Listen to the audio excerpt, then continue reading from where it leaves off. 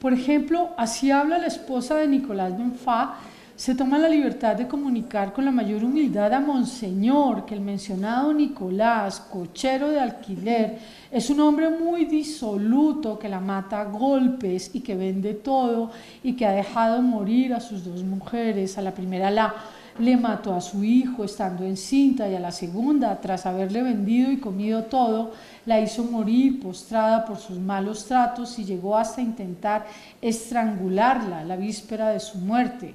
A la tercera le quiere comer el corazón asado a la parrilla, sin mencionar otras muchas atrocidades que él ha cometido. Monseñor me postró a las plantas de vuestra gran ilustrísima para implorar su misericordia, etc. Ahí no hay fábula. Ahí hay un elenco de muchas cosas muy complicadas que hacen que, si todo eso fue verdad, eso es que la palabra desgracia es una palabra fuerte. Miren, las fábulas, es que no hay fábulas, por eso digamos, uno de los instrumentos fundamentales aquí es la confesión. Miren, es que eso de las confesiones, ¿no? Las expresiones de Foucault, las confesiones arrancadas, ¿no? De los crímenes o de las infidelidades, pónganlo donde quieran. La narración, dice Foucault, ojalá que la narración sea fantástica, pero no es fábula. No sé si con esto estoy contestando tu pregunta. Y la relación con el psicoanálisis es una relación difícil, porque, a ver, Foucault digamos, la formación, el joven Foucault, ¿quiénes fueron los grandes maestros de Foucault? Freud, Nietzsche, Marx. ¿Cuál es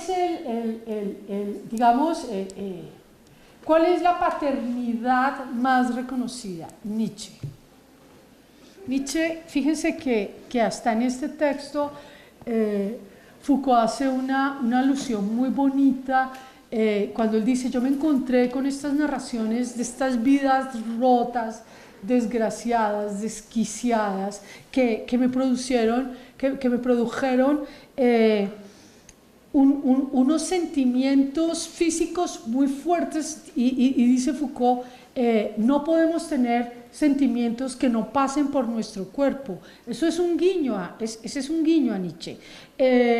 Con Freud tuvo una relación más difícil, y justamente este libro, digamos, uno de los propósitos del volumen 1 de la historia de la sexualidad de Foucault es volver el sexo una ciencia. Oriente lo volvió otra cosa, nosotros lo volvimos ciencia. Ciencia es un saber sobre lo normal, sobre lo anormal, sobre quién lo puede practicar, y entonces vienen los imperativos de moralidad, los imperativos de juridicidad, porque acuérdense que en el matrimonio se juegan cosas muy importantes en la cultura occidental, que son el linaje y los bienes, ¿cierto? Esos son problemas, esas son cosas en serio. Entonces, Foucault dice, mire, tanta historia con que el sexo ha sido un asunto de represión, no es verdad. Nada ha sido más productivo que el sexo mismo, porque ha sido a través del saber que alcanzamos de gracias a toda la psicología del siglo XIX, Freud en el siglo XX, con el psicoanálisis y todo eso. Foucault, en este libro, al volver el sexo ciencia, la intimidad humana ciencia, el deseo humano ciencia, el psicoanálisis, recuerden ustedes que el psicoanálisis es una idea, por decirlo menos, muy original, porque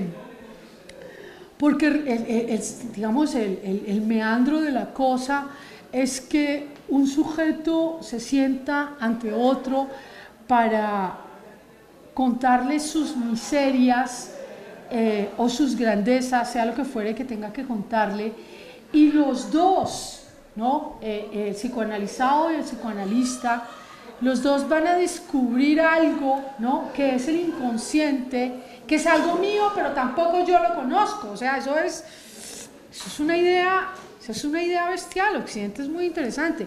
Entonces, Foucault dice, mire, el hombre en Occidente, la idea de Foucault, que yo les leía antes, es que el hombre en Occidente ha llegado a ser un animal de confesión, llegar a ser un animal de confesión que ya no es para el perdón de mis faltas, sino para una gestión, para el cúmulo, como decíamos hace un momento, que Foucault dice, a ver si lo vuelvo a encontrar, que suena muy grandilocuente, pero para que...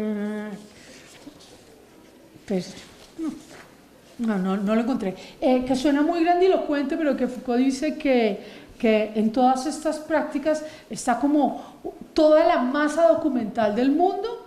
Entonces, si es gracias a...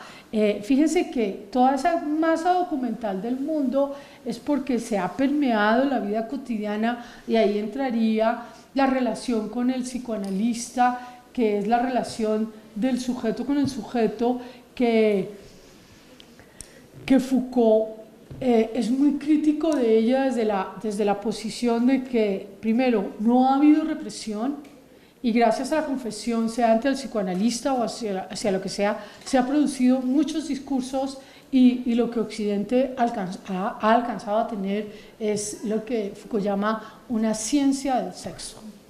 Y una ciencia del sexo que está en, qué sé yo,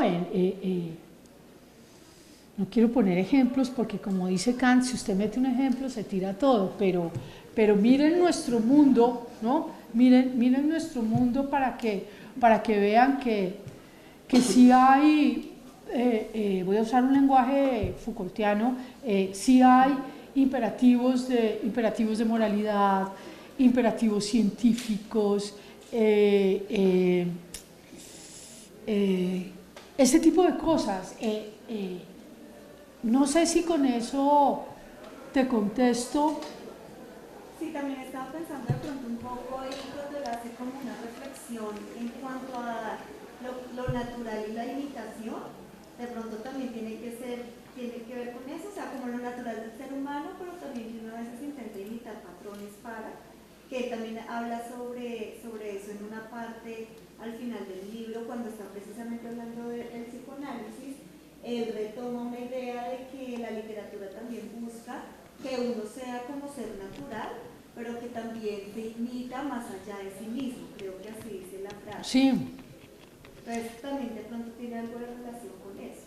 Sí, tiene relación, es que, a ver, hemos hablado de Foucault usa el lenguaje, ¿no? Las vidas desgraciadas, y también usa la otra expresión, ¿no? Los placeres de esas pobres vidas, ¿no?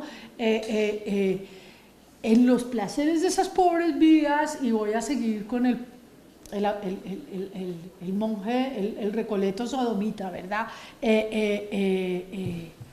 También hubo, digamos, además de la desgracia, también hubo placer, porque, miren, el problema de la vida de los hombres infames, porque estos infames son los que no caben en ninguna parte, los que son una molestia, los desgraciados, los infelices, los que tienen alguna forma de anormalidad y en cierto sentido pueden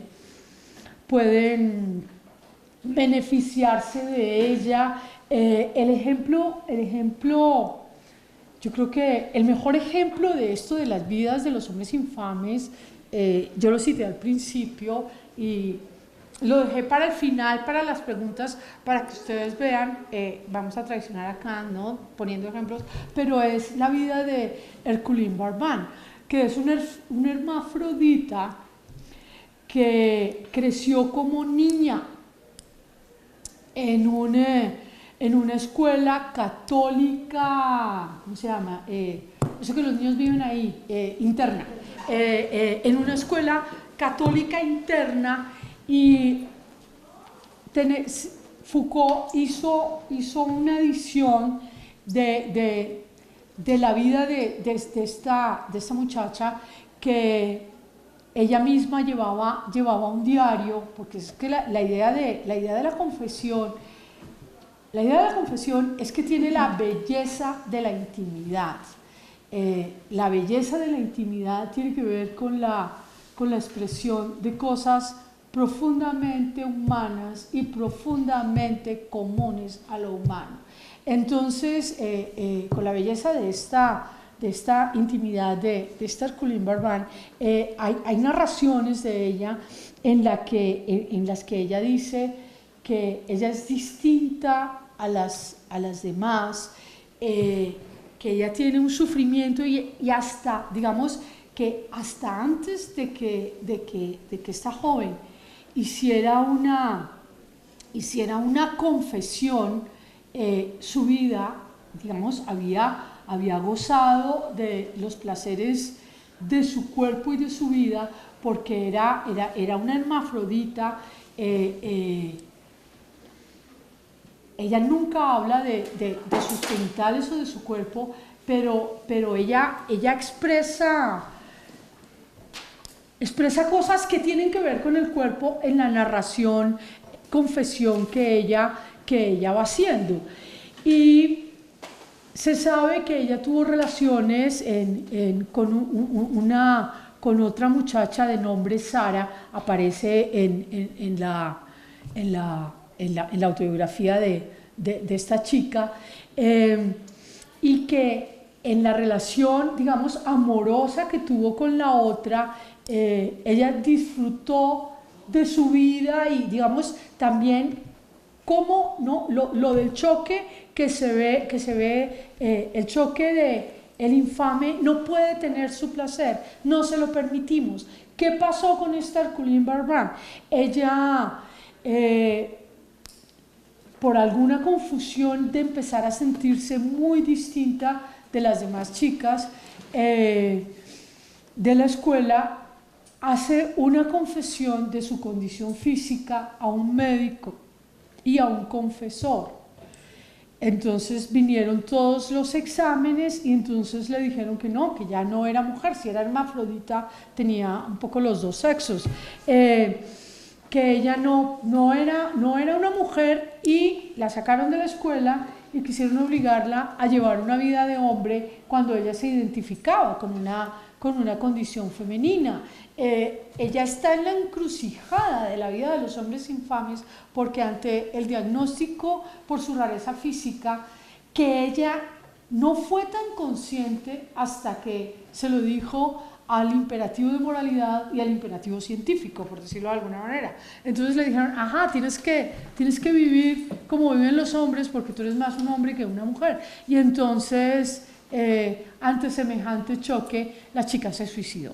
Y ahí, pero hay una recuperación, ¿no? Entonces, ¿quiénes son estos infames? Son estos raros que no los aceptamos. Miren, Occidente ha tenido toda la vida muchos problemas, y ha tenido sí un afán de imperativos científicos, ¿no? de normalidad, de encasillar, y eso que se supone que pues, que estamos en el siglo XXI, háganme el favor, el 2016, ya deberían estar superadas todas esas tonterías del siglo XVII, y no es verdad. No están superadas, y no vamos a dar más ejemplos. ¿No? Fíjense que estos infames, ¿no? Es esa cosa rarita que no le vamos a permitir gozar de lo que es, ¿no? No le vamos, y lo vamos a encasillar. Usted es un degenerado, un sodomita, no sé qué, y te vas para la cárcel, o te cortamos la cabeza, yo qué sé. Ese tipo y son ese tipo de narraciones de las que está hablando Foucault. Fíjense que el texto de Foucault dice a ver, estas vidas de estos tipos del siglo XVII, algunos del XVIII, que no tienen ninguna importancia, ¿por qué volvieron a salir y siguen saliendo? Y los historiadores, ¿cierto? Los historiadores están estudiando la cosa, y Foucault lo lee tras el punto que ha sido, diría yo, la investigación de su vida, y es la forma como se han imbricado poder y saber en todos los asuntos que tienen que ver con el cuerpo humano y con las relaciones institucionales que traspasan el cuerpo humano. Entonces, esa sería la respuesta para ti. No sé si haya más preguntas, más problemas o comentarios a propósito del texto, de cómo les fue con la lectura, no sé.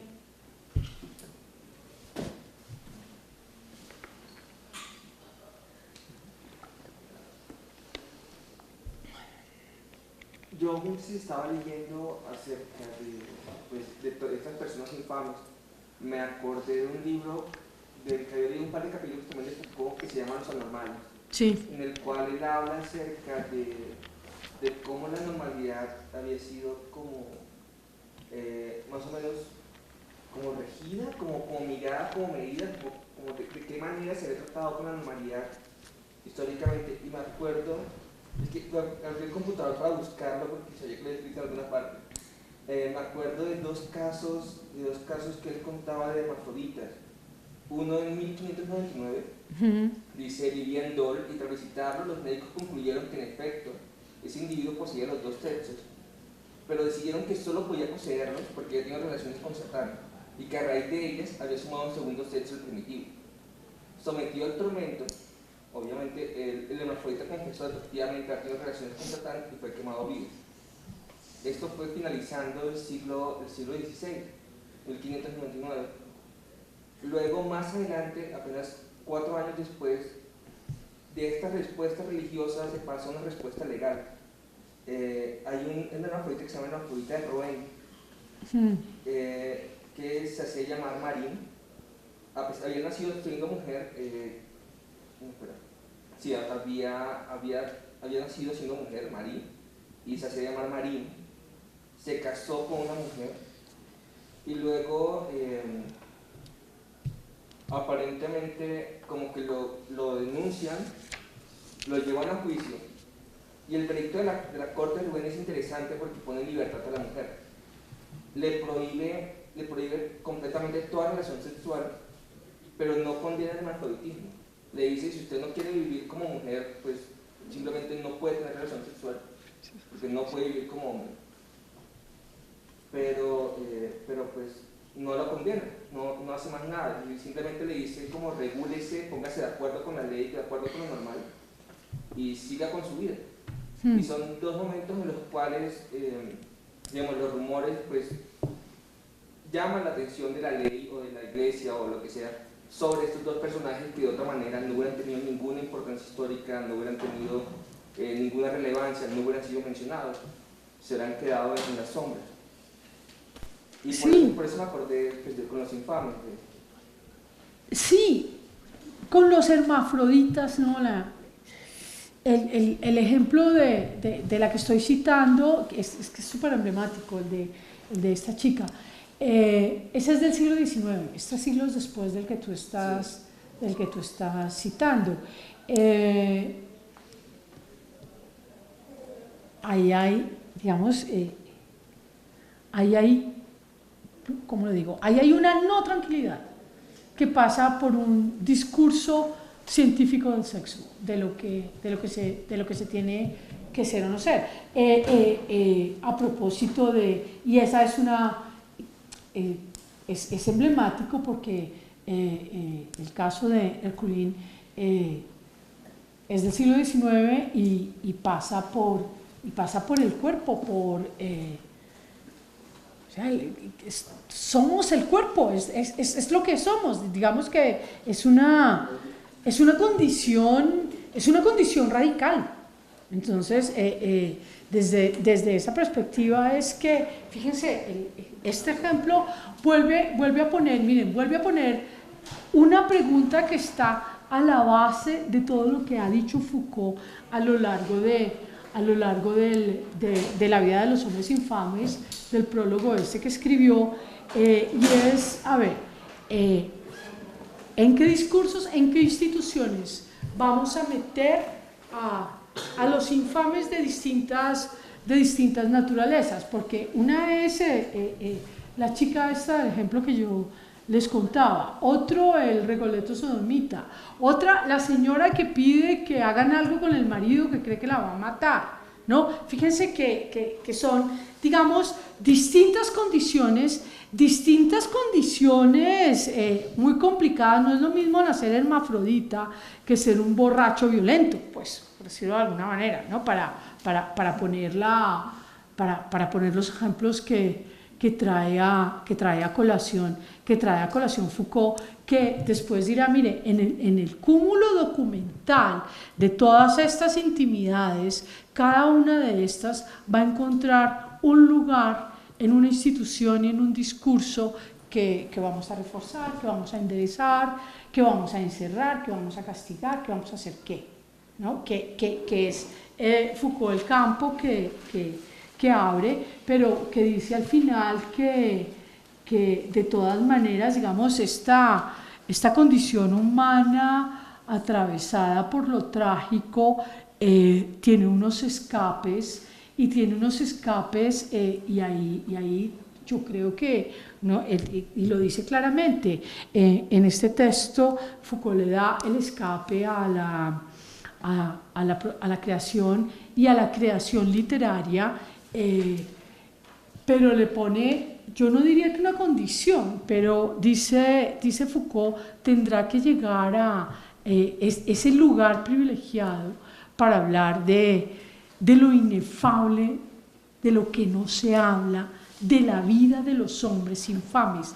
Eso no lo va a hacer el psicoanálisis, volviendo a la pregunta de la estudiante, eso no lo va a hacer el psicoanálisis, porque el psicoanálisis va a usar un lenguaje científico, diagnóstico, que es la diferencia que usa Foucault, que es la razón por la cual él dice que le llama muchísimo la atención y le han gustado mucho esas narraciones fantásticas que produjeron en él un choque, porque son unas narraciones muy vívidas de algo que tuvo realidad. No es la narración, ustedes han visto el ejemplo de Freud, del pequeño Hans, un niño como de 3 años que tenía, digamos, que tenía una sexualidad muy desarrollada, y entonces el diagnóstico del pequeño Hans, a propósito de que a Hans le pasaban cosas que el chico no entendía, la narración y no entendía, tenía como 3 años. La narración es una narración como de médicos, es una narración científica, mientras que la de los hombres infames, fíjense que tiene la cosa de lo perverso, pero algo perverso muy vívido, pero también profundamente desgraciado, ¿no? Profundamente desgraciado, aún, miren, que da el contraste, ¿no? De profundamente desgraciado, que aún en el placer hay desgracia, que es el caso de Herculín, de la narración que ella misma cuenta, cosas como yo no soy como las demás, y que ella se siente desgarrada, rota, mal. Pero por otro lado hay algo en su cuerpo y en la relación que tiene, en particular con su amante en la escuela, es que en medio de la desgracia de su condición de hermafrodita, también hay un placer, que es lo que Foucault dice, mire, ahí se produce un choque tremendo entre la desgracia del hecho y la narración de la cosa.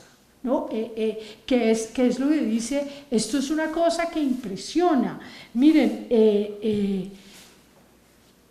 estamos, y aquí, no sé, sería un comentario así grande al final, estamos en un tiempo saturados de imágenes, todos son imágenes, y cosas muy vívidas.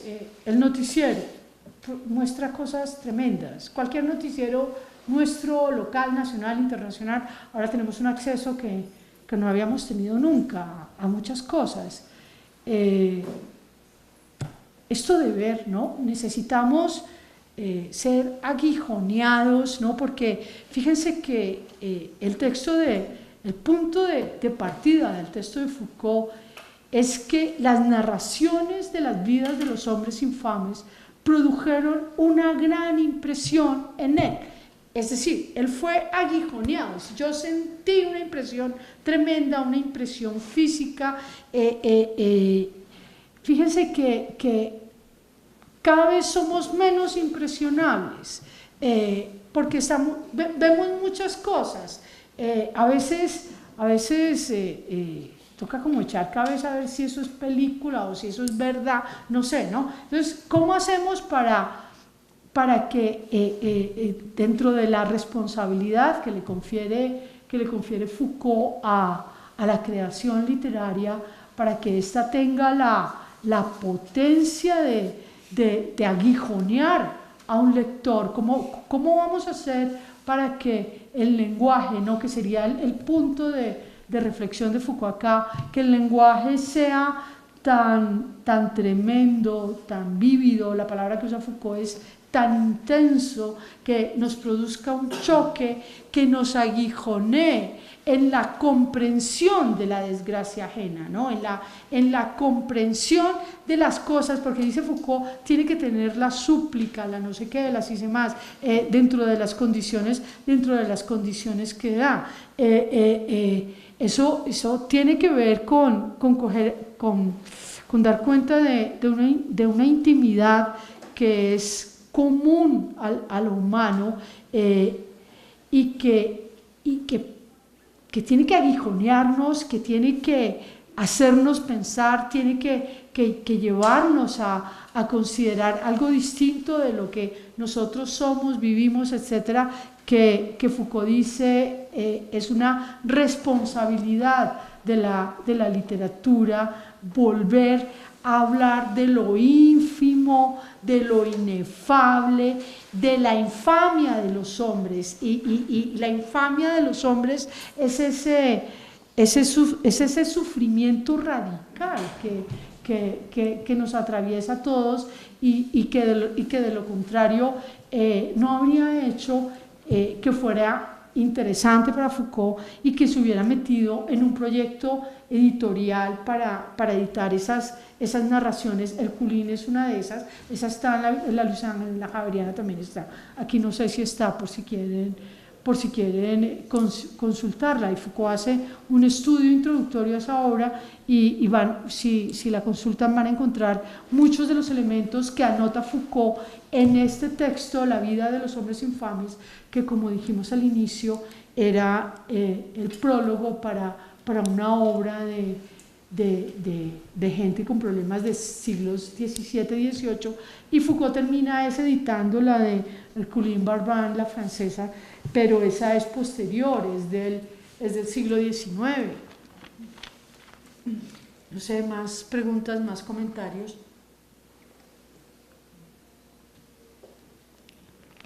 Sí.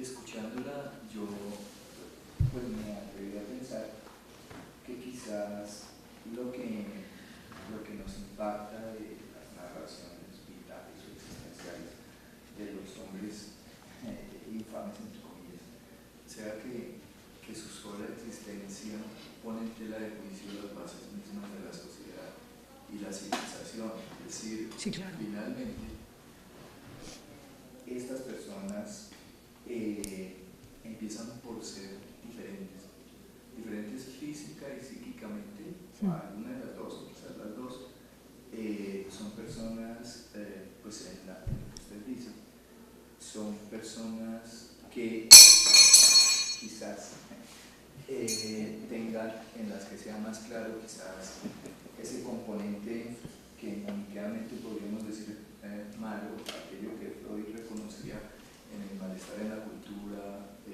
como la pulsión de muerte, las tendencias del ser humano hacia lo que no es luminoso, aquello que de pronto nos lleva a querer ver al otro como un sujeto de explotación sexual, como una víctima propiciatoria de la violencia. Pero aparte de eso, pero empezando porque si las personas son diferentes, el rebaño humano tiende a excluir, como todos los rebaños son diferentes, tiende a hacerlo a un lado, incluso lo vuelve una víctima propiciatoria. Si se lo entrega al león, porque finalmente lo hace hacia el rebaño más débil.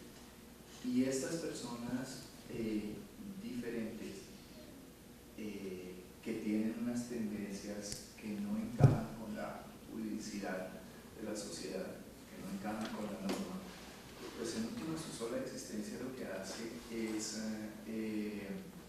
confrontarnos contra lo que creemos. Entonces quizás no sepamos qué hacer con esas personas, y lo que hacemos es lo mismo que hace el rebaño humano, solo que lo institucionalizamos, los excluimos, los dejamos a un lado, los negamos, nos negamos a verlos y si es necesario los hacemos desaparecer.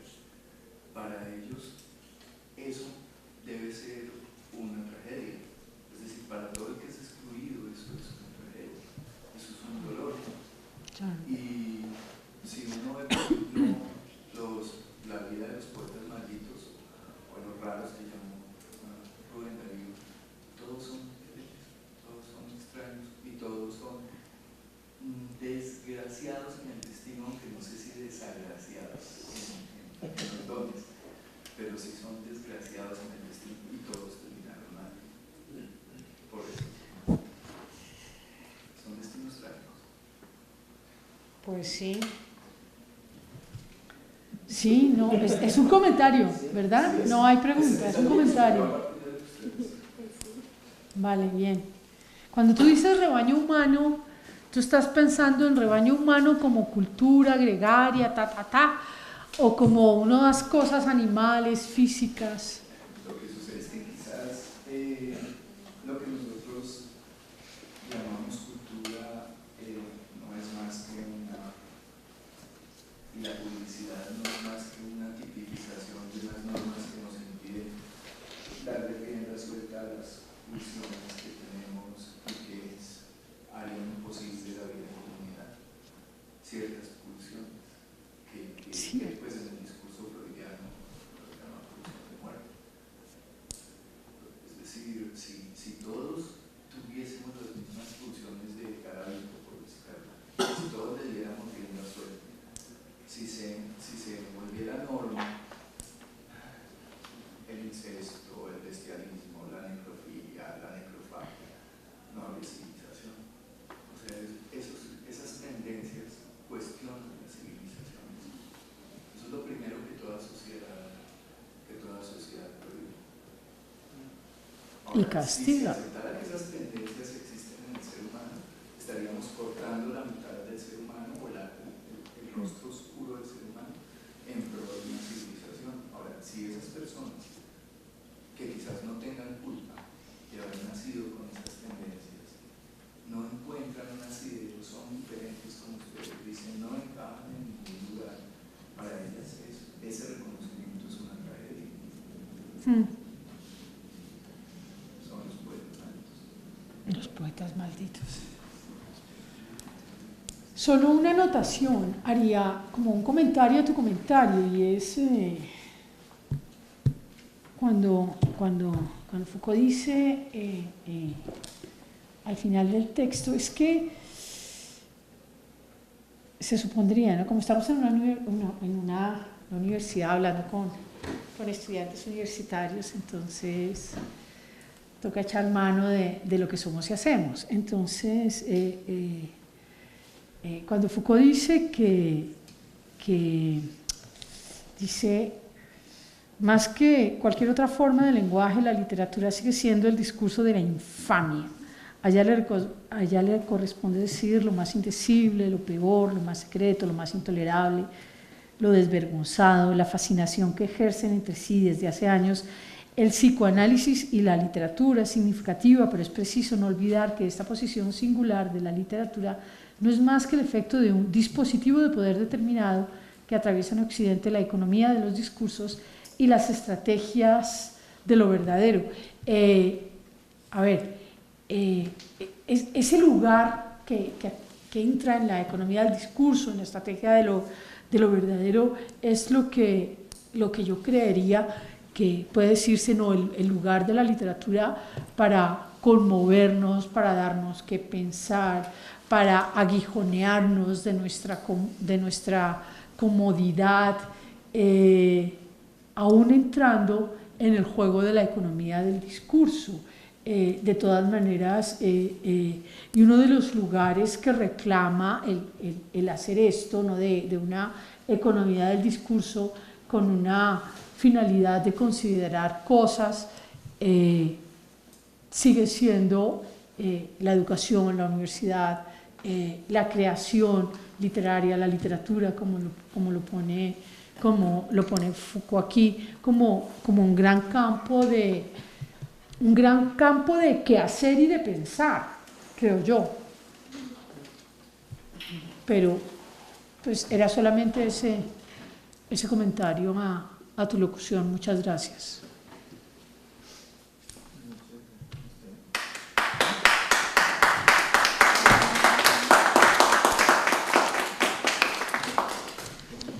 Bueno, Roberto, ya que estás aquí, quería agradecer tu invitación, muy honrada.